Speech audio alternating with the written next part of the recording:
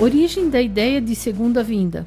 Alguns confundem a segunda vinda de Cristo com o dia do Senhor e por isso acham que ela é incompatível com o arrebatamento da igreja.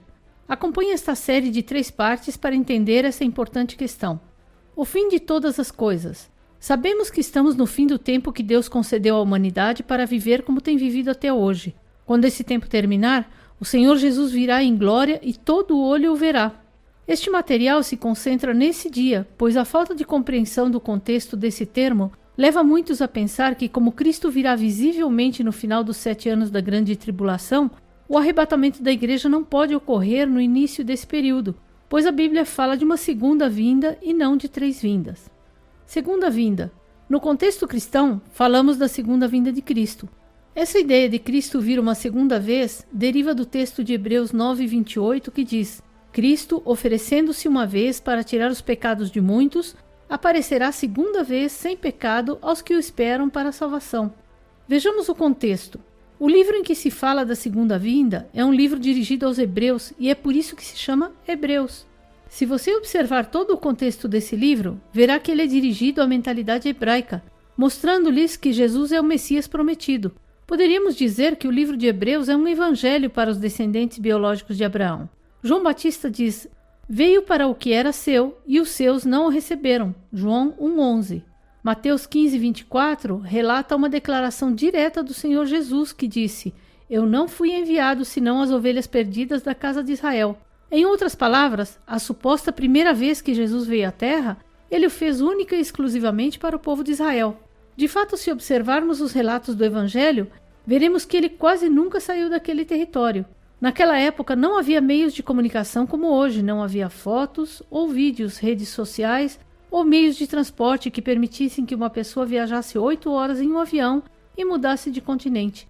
Em outras palavras, certamente apenas o povo de Israel, e mais precisamente parte dele, sabia que Jesus estava entre eles. Até mesmo Isaías diz que sua aparência não era particularmente notável, ou seja, ele certamente passou por muitas pessoas que nem sequer viraram a cabeça para reparar nele.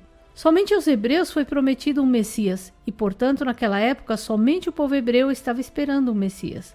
Com tudo isso em mente, voltemos a Hebreus 9:28 e observemos que diz que ele aparecerá segunda vez sem pecado, ou seja, ele veio pela primeira vez por causa de Israel, como um cordeiro expiatório para redimir o povo do pecado conforme prometido.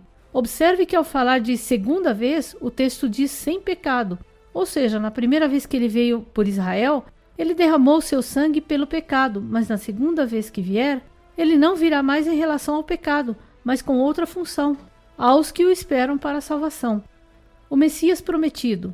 Paulo explica em detalhe como o coração do povo hebreu foi endurecido e não reconheceu o Messias, o Redentor, escolhendo crucificá-lo em vez de Barrabás, o assassino. Além disso, os que estavam lá até disseram algo terrível: o seu sangue caia sobre nós e os nossos filhos. Isso está em Mateus 27:25. Ao longo dos 2000 anos desde então, o povo hebreu sofreu muitas situações em que essa declaração foi cumprida com resultados muito dolorosos. Muitos até abandonaram a Jeová completamente, tornando-se terrivelmente corruptos em sua fé original, transmitida pelos patriarcas.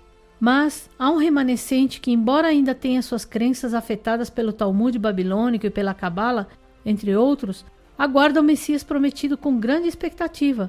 Para esses, o Messias virá uma segunda vez, sem relação com o pecado, para salvar aqueles que esperam por ele, conforme relatado em Apocalipse 12.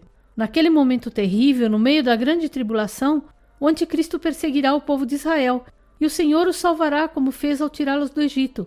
Então, muitos crerão e serão salvos. Eles verão o Messias vindo em glória, cercado por seus anjos e na companhia da sua noiva, e entenderão que esse foi aquele a quem transpassaram. Eles chorarão porque entenderão que esse é o Messias que eles esperavam e não o reconheceram. Eles entenderão que é por isso que Jerusalém e o templo foram destruídos e o povo expulso, com todo o sofrimento que isso acarretou nesses 2000 anos.